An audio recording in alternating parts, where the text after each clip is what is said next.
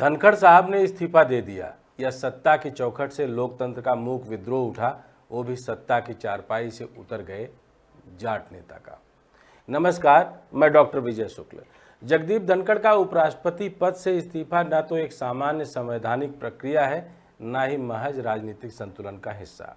यह उस गूंगे लोकतंत्र की पहली ऊंची चीख है जो सत्ता के केंद्रीकरण, संस्थानों की कठपुतलीकरण और जो कहेंगे वही रिकॉर्ड होगा जैसी मानसिकता के सामने अब और झुकने को तैयार नहीं होता। यह इस्तीफा नाटकीय नहीं था, पर इसका मर्म बेहद राजनीतिक है।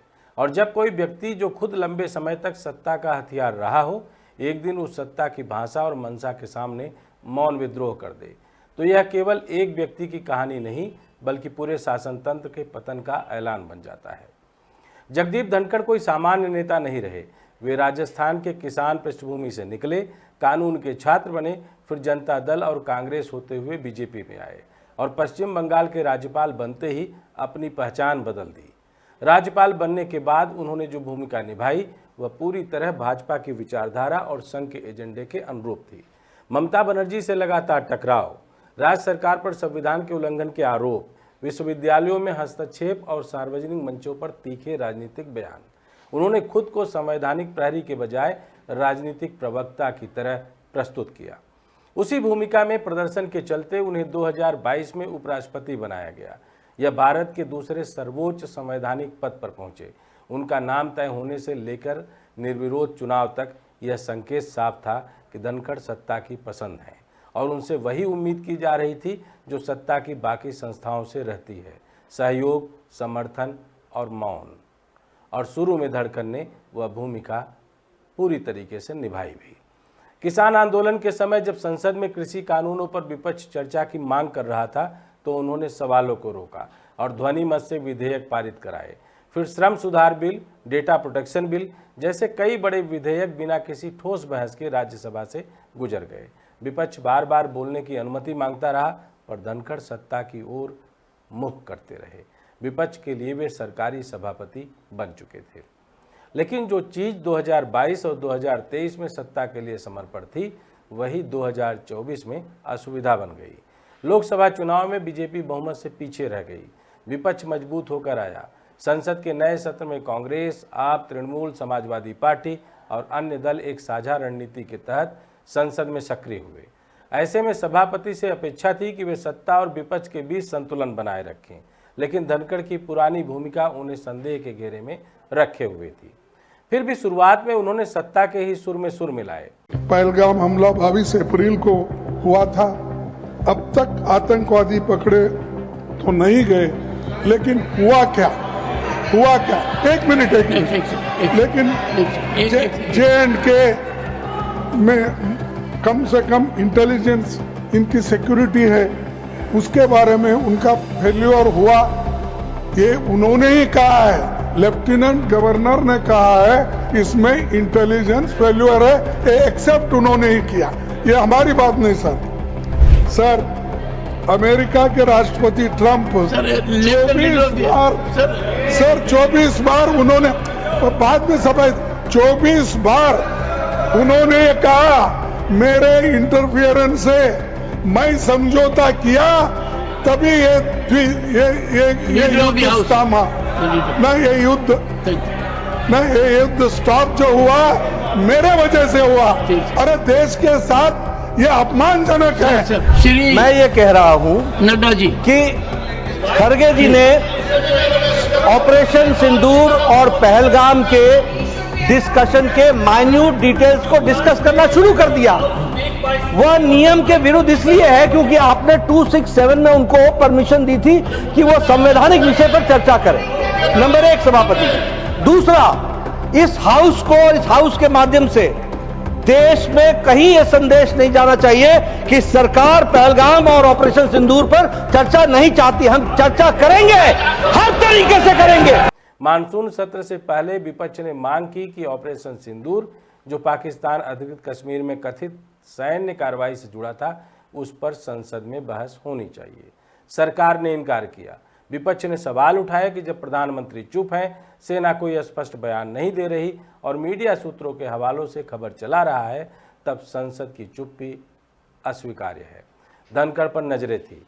पहले दिन की कार्रवाई में उन्होंने विपक्ष को बोलने नहीं दिया और सत्ता की मंशा को संरक्षण दिया।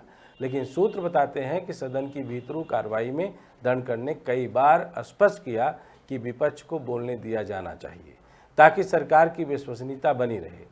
इसी पृष्ठभूमि में 21 जुलाई को भाजपा के राष्ट्रीय अध्यक्ष और केंद्रीय मंत्री जेपी नड्डा का वह कुख्यात वक्तव्य आया जिसने संसद को हिला दिया, जिन्होंने खुले मन से कहा जो हम कहेंगे वही रिकॉर्ड होगा, बाकी सब नो रिकॉर्ड।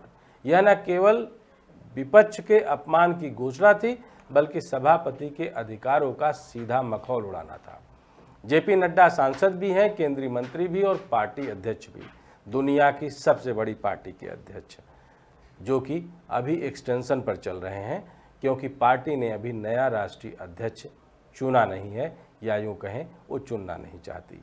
ऐसे में उनके सांसद में उपस्थित वैध थी, लेकिन उनका वक्तव्य असंवैधानिक था। जब कोई मंत्री यह कहता है कि सदन की कार्यवाही सिर्फ सरकार के निर्देश से दर्ज होगी तो वह संसद के पूरे स्वरूप को खत्म करने की कोशिश करता है और सभापति के सामने यह कहा जाना असल में सभापति की निष्क्रियता को स्थापित करना था। धनखड़ के लिए यह निर्णायक क्षण था। एक ओर सत्ता थी जिसने उन्हें वहां तक पहुंचाया था, दूसरी ओर वो संवैधानिक गरिमा थी जिसकी रक्षा करने की शपथ उन्होंने ली थी और इसी द्वंद्व में उन्होंने उस पद को चुना जो उन्हें सत्ता से अलग कर दे पर सम्मान से जोड़े रखे। उन्होंने बिना किसी भाषण के, बिना किसी बयान के राष्ट्रपति को अपना इस्तीफा सौंप दिया। यह इस्तीफा कोई राजनीतिक विद्रोह नहीं था, यह संवैधानिक अंतःकरण की प्रतिक्रिया थी। यह उनके भीतर का वह संतोष था जो लंबे समय से जमा हो रहा था। राजस्थान चुनाव में उपेक्षा, राजस्थान में आदेशों की अनदेखी, राज्यसभा में आदेशों की अनदेखी, सत्ता से संवादहीनता और अंत में संसद में उनके अस्तित्व को नजरअंदाज कर दिया जाना। धनखड़ का यह कदम सत्ता के लिए असहज जरूर है पर चौंकाने वाला नहीं, क्योंकि सत्ता अब उन्हें किसी भूमिका में नहीं देख रही थी। वे न राजस्थान के लिए उपयोगी रह गए थे, न राज्यसभा में सत्ता की मंशा को आगे बढ़ाने के लिए जरूरी। और जब कोई व्यक्ति सत्ता के लिए उपयोग से बाहर हो जाता है तो उसे मौन रहना सिखाया जाता है। धनखड़ के इस मौन को चुप्पी नहीं बनने दिया। उन्होंने पद त्यागा, गरिमा बचाई और सत्ता की नो रिकॉर्ड घोषणा को सबसे तीखा उत्तर दिया। आप सोच सकते हैं कि प्रधानमंत्री नरेंद्र मोदी ने उनके इस इस्तीफे पर एक छोटा सा ट्वीट किया कि उनकी सेहत की अच्छी कामना के लिए और उनके अलग अलग पदों पर निभाए गए दायित्वों की बातों को रखते हुए। अब सवाल उठता है कि क्या वे सत्यपाल मलिक की राह पर चलेंगे? क्या वे आने वाले समय में किसानों, संविधान, न्यायपालिका और संस्थाओं की रक्षा के लिए आवाज़ उठाएंगे, या फिर सत्ता उन्हें गलतफहमी का शिकार बताकर एक और भुला दिया गया नाम बना देगी? एक संभावना और भी है कि वे फिर से सक्रिय राजनीति में लौटें। उनके पास हरियाणा और राजस्थान जैसे राज्यों में सामाजिक आधार हैं। वे जाट समुदाय से आते हैं जो बीजेपी से इन चुनावों में खफा रहा है। यदि धनखड़ किसी राजनीतिक ध्रुवीकरण में भूमिका निभाते हैं तो भाजपा को नुकसान हो सकता है। यही कारण है कि अब भाजपा उन्हें सम्मानपूर्वक विदा करने की कोशिश में है ताकि उनका इस्तीफा अंदरूनी आत्ममंथन लगे, न कि सत्ता पर हमला। एक असली सवाल यह भी है कि क्या हम ऐसे लोकतंत्र में हैं जहां एक उपराष्ट्रपति को चुपचाप हटना पड़ता है सिर्फ इसलिए कि उन्होंने विपक्ष को बोलने देने की बात की? क्या संसद अब केवल सत्ता का वक्तव्य पटल बनकर रह जाएगी और क्या संस्थाओं की गरिमा अब सिर्फ बायोडाटा में लिखे पदों तक सीमित रह जाएगी? धनखड़ का इस्तीफा इन सभी सवालों को हमारे सामने लाकर खड़ा कर देता है।